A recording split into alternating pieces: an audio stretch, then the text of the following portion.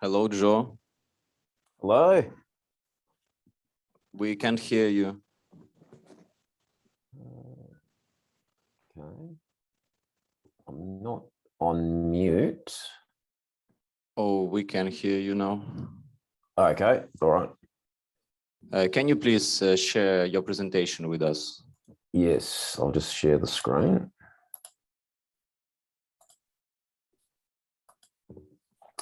And I'll just... Okay, can you see that?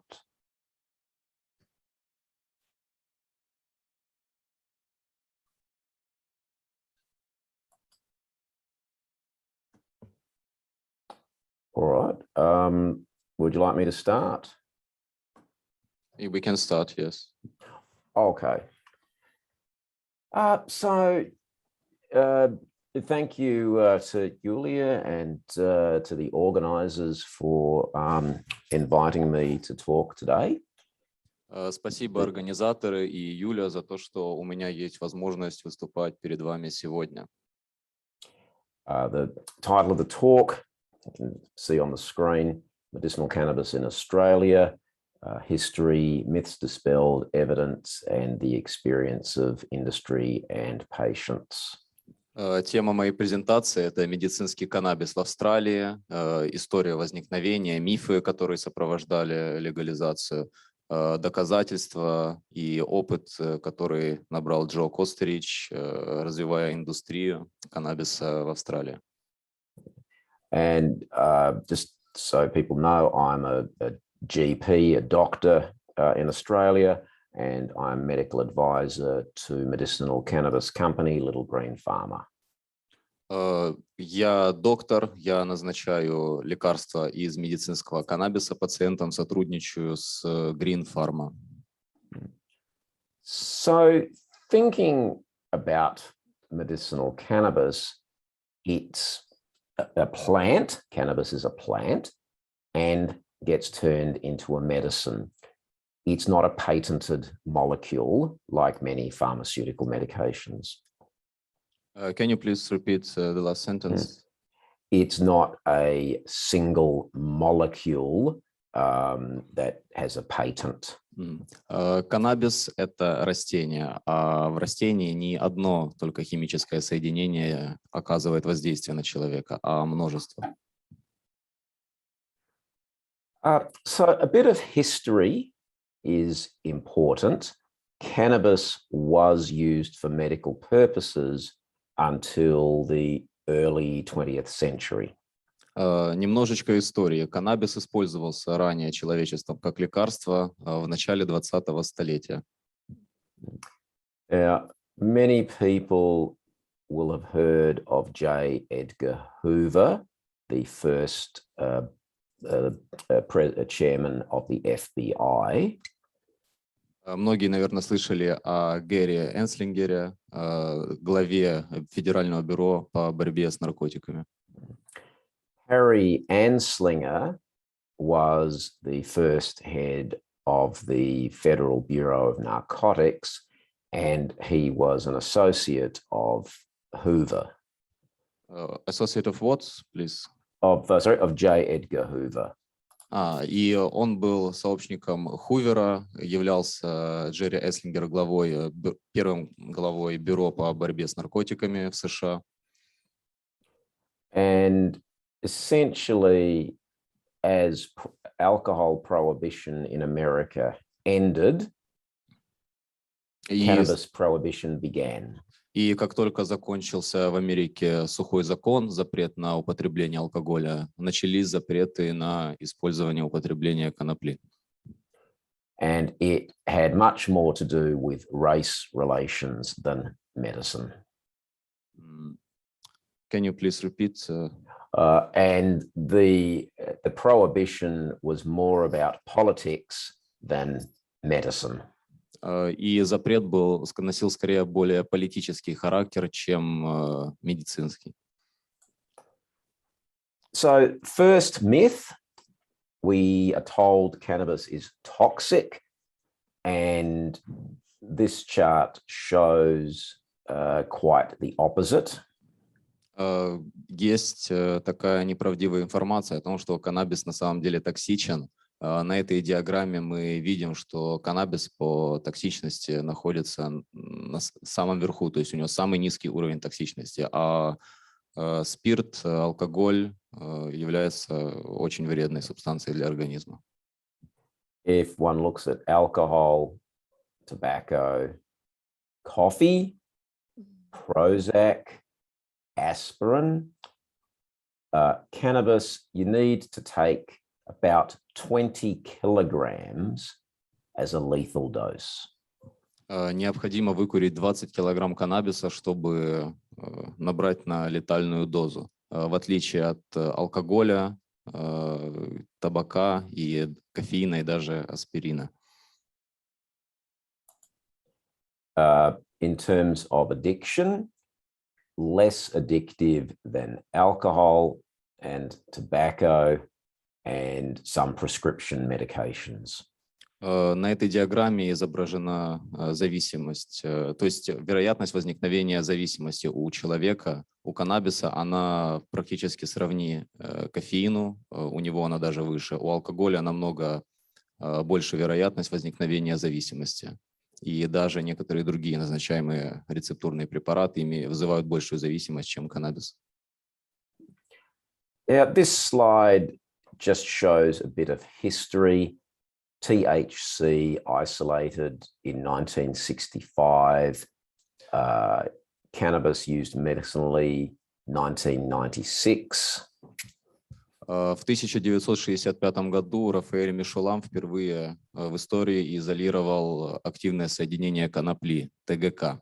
А в 1996 году уже первый штат США легализовал использование медицинского каннабиса. Сейчас он легален в различных вариациях в 49 из 50 штатов. And we can see Canada 2001, Australia 2016, UK 2018. Many countries now legalizing medicinal cannabis. Канада легализовала медицинский каннабис в 2001 году, Австралия в 2016, Объединенное Королевство Британия в 2018 году, и множество стран присоединяются к этому движению и легализуют медицинский каннабис на своих территориях. The Australian laws were changed because of lobbying by Dan Haslam and his mother. Dan had bowel cancer and used cannabis to improve his symptoms. Вещь, которая перевернула, грубо говоря, индустрию медицинского каннабиса в Австралии, то, что подтолкнуло на легализацию, это был Дэн Хаслам, больной раком, и его мама. Дэн употреблял коноплю для лечения и облегчения болей. The legislation was passed unanimously in the parliament. Легализация прошла с помощью анонимного голосования в парламенте. Now, people criticize medicinal cannabis by saying there is no evidence. Люди некоторые критикуют действия медицинского каннабиса и вообще сомневаются в его эффективности, но есть огромное количество доказательств. There is evidence. This one paper has 83 references. На этом листе вы можете увидеть 83 ссылки на исследования, которые доказывают эффективность лечения медицинским каннабисом. If you go into PubMed, which is a medical research paper website, there are thousands of research papers. Если вы захотите проверить самостоятельно, есть сайт PubMed, на нем публикуются ссылки на различные исследования, которые связаны с каннабисом и не только. Их там тысячи. So the previous slide was from Europe. This slide is from the American government, also showing the evidence for cannabis in chronic pain, cancer symptoms and other uses. Предыдущий сайт относился больше к базе данных Европы. Это же сайт американский, и на нем приведены доказательства, что каннабис помогает облегчить боль при раке, хронические, других хронических заболеваниях, которые мешают нормальной жизнедеятельности. This slide shows the human endocannabinoid system, which was discovered only in the 1990s. The green dots are CB1 and blue CB2. На этом слайде вы можете увидеть эндоканнабиноидную систему. Синим цветом отмечены рецепторы CB1, а желтеньким, синим CB2, а желтеньким CB1 рецепторы. The human body produces its own endocannabinoids, which work on these receptors.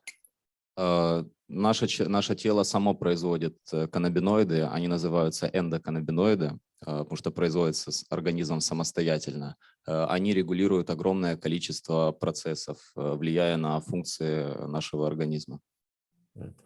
And we can see that this system has a role in pain, sleep, mood, appetite, and inflammation.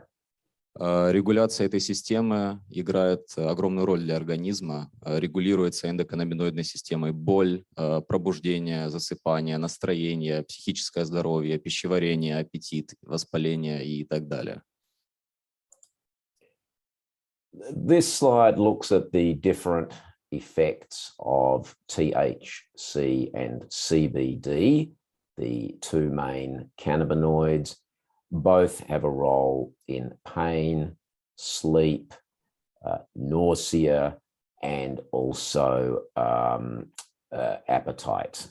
На этом слайде приведены сравнения двух основных каннабиноидов в каннабисе, ТГК и КБД. Они оба играют роль в уменьшении боли, для лучшего сна и многих других вещей. And there are more. I won't read them all out. What can you please repeat? There are more than I've just mentioned, but I won't list Этих every каннабиноидов role. намного больше, но Джо заостряет внимание именно на этих двух как самых важных. So CBD only, CBD dominant, equal parts, and higher THC can be used for different conditions. При разных состояниях есть разные способы приема этих двух каннабиноидов. Первый способ включает в себя использование только КБД. Второй способ с преобладанием КБД, то есть, например, соотношение 70 КБД, 30 ТГК и равные доли, то есть 50% КБД, 50% ТГК. И существует еще один, когда принимается высокая доза ТГК. Они все для разных состояний. Надеюсь, Джо сейчас еще будет про это рассказывать. So in Australia, 64% of approvals for medicinal cannabis have been for pain, 21% for psychological problems like anxiety and post-traumatic stress, and about 6% for sleep problems. Из 64% людей в Австралии, которые употребляют медицинский каннабис, используют его для уменьшения боли. 21% используют его для ментальных проблем, таких как депрессия, ПТСР и так далее. И 5,4% используют каннабис для более качественного сна. Pain remains the biggest use, but anxiety and sleep are increasing significantly. Хоть использование каннабиса для боли занимает большую часть процента людей, которые используют каннабис, процент людей, которые используют коноплю для улучшения сна и лечения ментального, все больше и больше растет. Имеется к этому тенденция. And this slide shows the growth in use in Australia. In 2018, there were 3,000 approvals for the whole year. In July 2021, there were about 10,500 for 1 month. На этой диаграмме вы можете видеть тенденцию к увеличению употребления медицинского каннабиса в Австралии. Самое начало диаграммы – это 2018 год, январь. Как вы видите, буквально за 3 года количество увеличилось в нереальных масштабах. So using medicinal cannabis is a different way of thinking. We're not curing the condition, but improving quality of life and improving symptoms. Лечение каннабисом немножко отличается от лечения фармацевтическими препаратами, потому что конопля не только лечит заболевания, оно улучшает общее состояние пациента, позволяя ему больше радоваться жизни и вести более счастливую жизнь, полную удовольствия.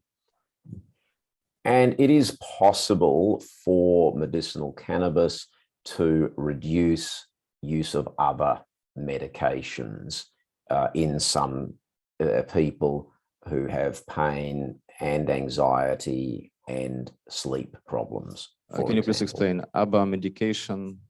Yeah, so they can reduce, using medicinal cannabis means you might use less other medications for some people. Каннабис может помогать снижать использование лекарств, которые имеют большое количество побочных эффектов, например, обезболивающие препараты, которые люди с хроническими болями должны принимать постоянно.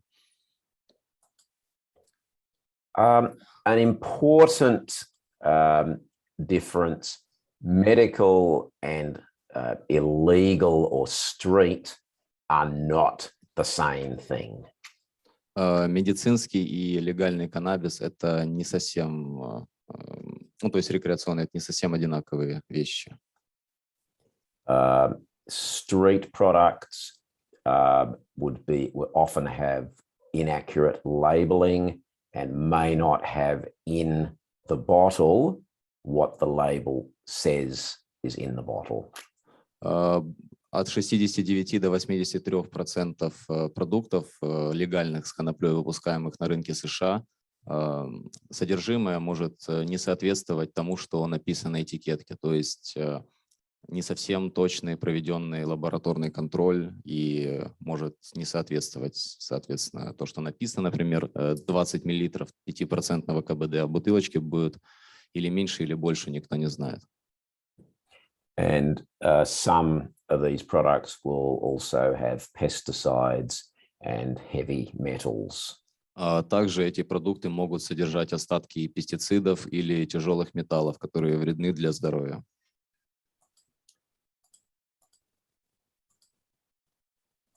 Oh, go back. There we go. This map shows where Little Green Pharma is producing in the southwest of Western Australia. На этой карте вы можете видеть, где компания Green Pharma занимается производством каннабиса. Это юго-запад Австралии. It is a very complex process to grow the plant, extract the resin, and then manufacture. Довольно сложный процесс экстракции. Необходимо сначала растение вырастить, а потом с помощью сложных химических манипуляций получить, соответственно, концентрат. So this now is an example of a patient, a 39-year-old man with anxiety and insomnia. Давайте разберем пример. Представим, что к нам пришел мужчина 39-летний, и у него бессонница, раздражительность, фобия и астма. Давайте же подумаем, что мы можем ему предложить. And he had used a large number of prescription medications over 20 years without much success. До того, как этот товарищ к нам пришел, он на протяжении 20 лет использовал рецептурные успокаивающие препараты для борьбы со своей социальной фобией, бессонницей и тревогой. Но лечение не сильно помогало. So he remained anxious and had problems sleeping. So he was treated initially with 50 milligrams of CBD in the evening. Ему предложили использовать 50 миллиграмм КБД масла каждый вечер.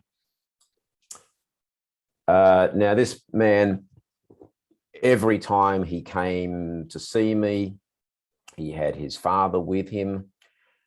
After 2 weeks, he was less anxious and sleeping better and was able to leave the house without having to, I'm trying to think of the best word, without having to take 30 minutes to work up the ability to do it. Этот пациент приходил к Джо вместе со своим отцом, потому что он очень нервничал и не мог нормально находиться на улице самостоятельно. Уже через 2 недели лечения он стал лучше спать и меньше тревожиться. У этого пациента есть проблема, что ему надо очень долго собираться с мыслями, прежде чем он может выйти из дому из-за социальной фобии. Это ему помогло практически выходить на улицу сразу, ничего не боясь. And this was on a dose of 75 milligrams, which is still not a high dose. And the choice was to leave it at 75 or go up to 100. Доза в 50 миллиграмм, которую Джо сначала прописал этому молодому человеку, не является высокой. Дозу сначала назначают с самого маленького и постепенно повышают для достижения лучшего результата.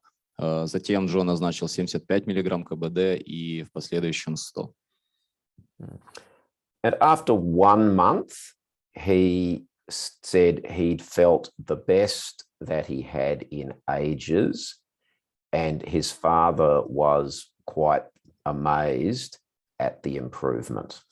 Этот молодой человек и его отец были поражены тем, что эффект всего лишь через 1 месяц заставил человека поверить, что это лучшее время, которое было за последние года в его жизни. And after 6 months, he had got part-time work. And this is a man who was very afraid to even leave the house when we started.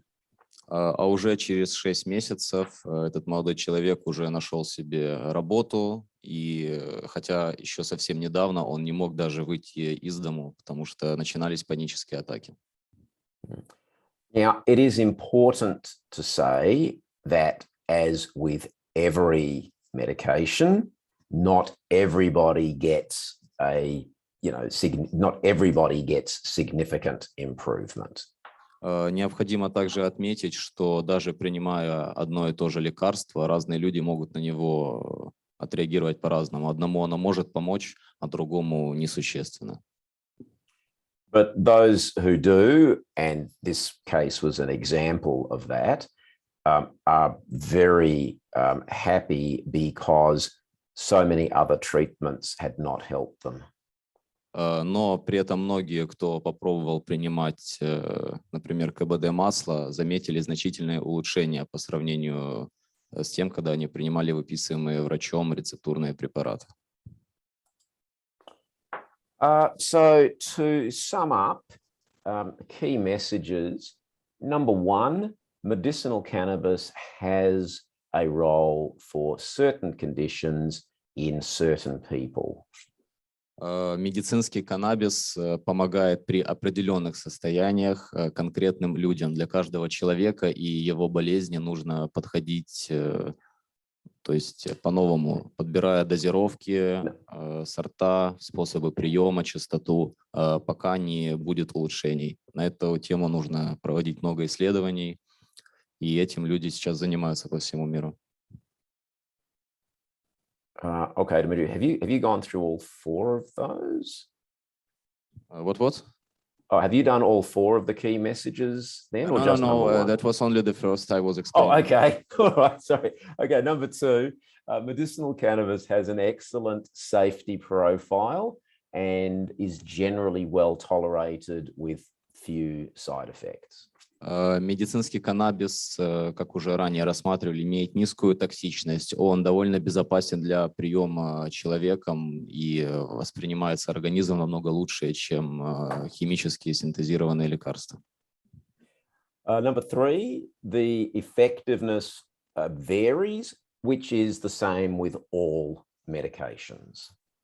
Эффективность лечения варьируется от того, что лекарство не помогает вообще, до того, что оно может легко и быстро вылечить человека. Это работает практически со всеми лекарствами, потому что организм человека уникален. So I suppose in simple terms, some people do very well, others not as well. Например, кому-то может помочь очень быстро, а некоторым не помогает совсем. And number four, quality of life and symptom improvement are the key treatment goals with medicinal cannabis. Улучшение качества жизни и снятие болезненных и неприятных симптомов – это ключ, это ключ, ради чего употребляют вообще медицинский каннабис.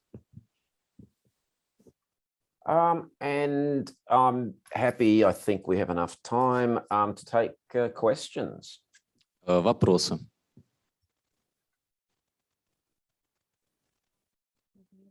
Looks like nobody has a question. Yeah, there is one.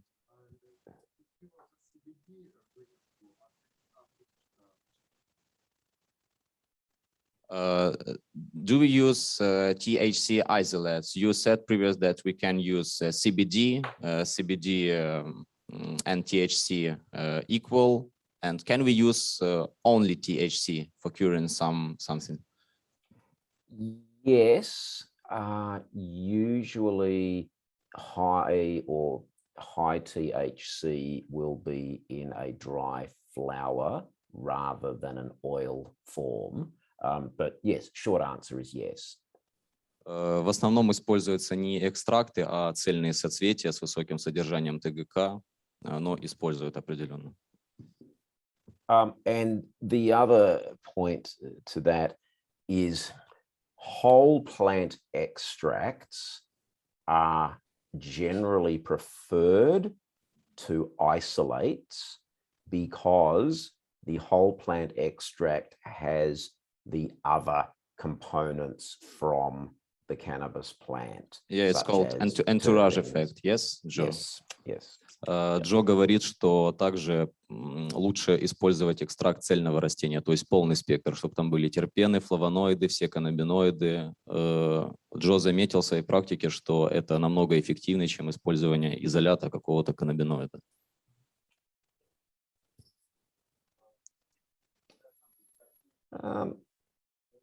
All right, I'm guessing there's no other questions. Для экстракции?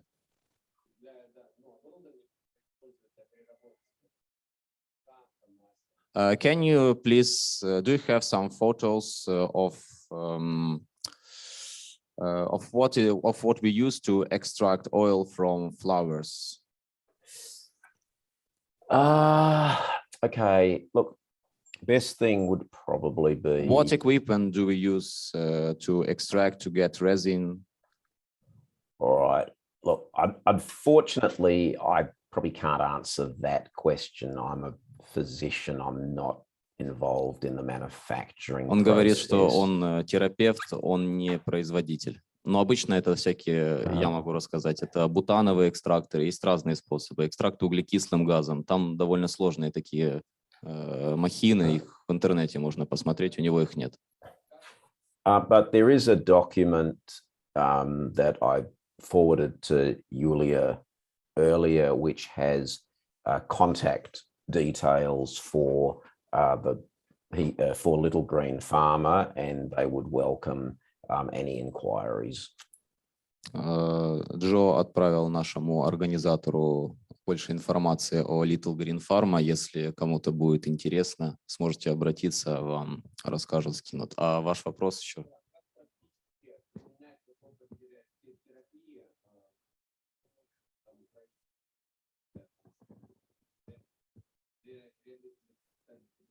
Я понял. People has a question. How can we use your therapeutical experience here in Ukraine? Because we don't have it legal here, but we want to use cannabis and even medical cannabis. Somebody grows them themselves to use to help their elderly and friends, which lots of them are, suffering from sleep problems, as you previously said, anxiety, etc. That's a good question, and obviously legalities are an issue. The key is education. When cannabis was first legalized in Australia, we had lectures from Canadian doctors who were experienced. Now we are able to provide information to doctors in other countries. So I suppose if people are looking for, oh, sorry, I'm drawing on too long to measure, my apologies. It's about education, either, through seminars like you're doing here, or, Zoom webinars. It really, the focus is education. Джо говорит, что когда был легализован в Австралии медицинский каннабис, занимались то есть обучением докторов в этой сфере, добровольцы, врачи из Канады, из других стран, где до этого это было легализовано.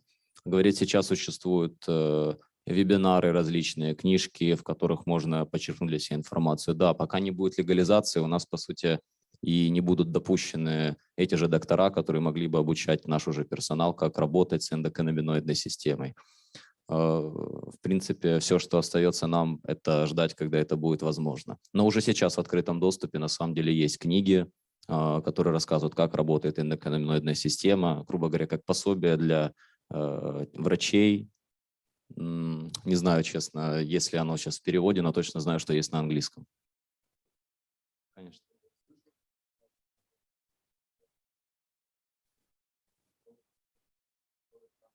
О, хорошо, это, кстати, интересный вопрос. Joe, have you ever heard about Simpson Oil? Does it truth that it helps people? Simpson Oil. Rick Simpson Oil. Okay, I haven't come across that name. Let me just quickly have a search and see if I can find what's in it. Говорит, не слышал. Сейчас вот посмотрят, что это такое. Suppository. Но масса Рика Симпсона это именно вот американская, это там. Right. So they're claiming that it's proven effective against cancer. No. Any claim of being effective against cancer, I think has to be treated with very high suspicion. Unfortunately, it's not a cure for cancer. Говорит, если кто-то заявляет, что вот это вещество сейчас лечит рак и определенно лечит, что я бы на вашем месте задумался о правдивости этих слов. Сказал, что он понял, о чем идет речь. Говорит, да, оно может помогать, но рак оно не лечит, как некоторые заявляют. There are no medical studies anywhere that show cannabis as a cure for cancer. Нет ни одного пока что медицинского исследования, которое докажет, что каннабис можно использовать как способ для лечения рака. Cannabis can help cancer symptoms, but not treat cancer. Каннабис может улучшить состояние пациента, больного раком, но не вылечить опухоль. Можно вопрос по side effects каннабиса, особенно на молодое поколение? Can you please tell about side effects of cannabis on young people? One second. Мы говорим о рекреационном или медицинском? Ну, в целом, THC как действует на психику молодого поколения? People want to know more about THC, how it affects young body, young minds. Maybe when we're talking about young people, let's start from 13, 14 years old. Yeah, until 25. Yes, and until 25.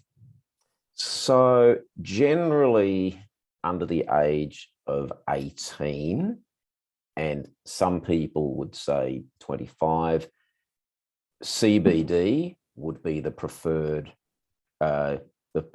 form of medicinal cannabis. До 25 лет лучше использовать КБД. Вот. Но это мнение Джо. На самом деле многие говорят, что да, подросткам не суть. Опровергнуть или понять вообще, как вот THC действует на молодой организм? Ну, на детские детям лучше ТГК не употреблять совсем. Вот КБД, наверное, может. Can children use CBD for example, for sleep aid? For example, a 5-year-old girl, can she use CBD gummies to sleep better? Short answer is yes, and young children, even under, even babies, can use medicinal cannabis for severe forms of epilepsy. There's always a risk and benefit consideration. You would want to be sure that the benefits to a 5-year-old outweigh any risks. But CBD is not addictive. You would not use THC in a 5-year-old to help them sleep. Я спросил Джона, привел ему пример, что вот если у нас есть 5-летняя девочка, можно ей принимать для того, чтобы лучше она спала, жвачку с КБД? Он говорит, что при приеме любого лекарства нужно учитывать преимущества и потенциальные риски. КБД он не вызывает привыкания. Он знает примеры, когда новорожденным детям, у которых эпилептические припадки, им давали каннабис. Все так же надо смотреть на пользу и возможный вред. Ну, так как с беременной, например, если лечат препаратами, которые могут нанести вред плоду, понимают, что надо соотносить пользу матери и вред ребенка. Так работают любые лекарства. Я сейчас еще спрошу про ТГК. How THC affects mental health of young people? That's the question people want to know. It's in high doses, and particularly if inhaled, it can, contribute to psychosis. which is why THC would only be used in rare circumstances in children and teenagers. You would want to be very certain that the benefits outweigh the potential risks. ТГК, особенно в больших дозировках, может вызывать у молодых людей риск психоза, потому что мозг еще как бы не окреп. Но при этом ТГК, как и КБД, используется для лечения некоторых состояний. Все так же Джо говорит про риски и возможные побочные эффекты, которые могут возникнуть. Но ТГК не в высоких дозировках в составе лекарств, медицинского каннабиса применяют. И, в принципе, если это делать не очень часто, вреда особого не будет. Просто многие подростки, они как бы понимают, что вот каннабис их спасение. Это дело не в каннабисе, там могут быть проблемы в семье, там, в школе, в институте. Они находят тут себе островок безопасности и в нем живут. Безусловно, да, есть, уже рассказывали вчера предыдущие спикеры по поводу того, что дети, им не так вредно, как сама субстанция каннабис, сколько то, что вот сейчас он как бы запрещен, запретный плод сладок, и дети, наоборот, будут идти наперекор, если каннабис будет разрешен, и для них это будет как, ну, сигарета, которую тоже взрослые курят, вот я вырасту, мне тоже потом можно будет, и проблем будет намного меньше. Но вообще я понял, что Джо, он, естественно, против употребления детьми только в медицинских целях, и желательно КБД, потому что он известно, что безопасен. But for anxiety, autism symptoms, ADHD, a CBD product can, a whole plant, sorry, CBD product can be helpful in those conditions. Экстракт растения с преобладанием КБД, то есть полный спектр, используют для лечения синдрома гиперактивности и других детских заболеваний. Так что Джо говорит, что коноплю используют, и, в принципе, она помогает. Еще вопросы будут? Okay, maybe, Joe, that's all. Everybody asked their questions. Yes. Thank you for your presentation. It was perfect and informative. Thank you very much. Thank you, and thank you for everybody for attending. And thanks for the Спасибо за то, что все translation. собрались. Дякуємо, Джо, за таку актуальну інформацію із Австралії. Тут питання виникали, чи можна приймати ТГК. Кажуть, медичний канабіс – це тільки CBD, тут були думки.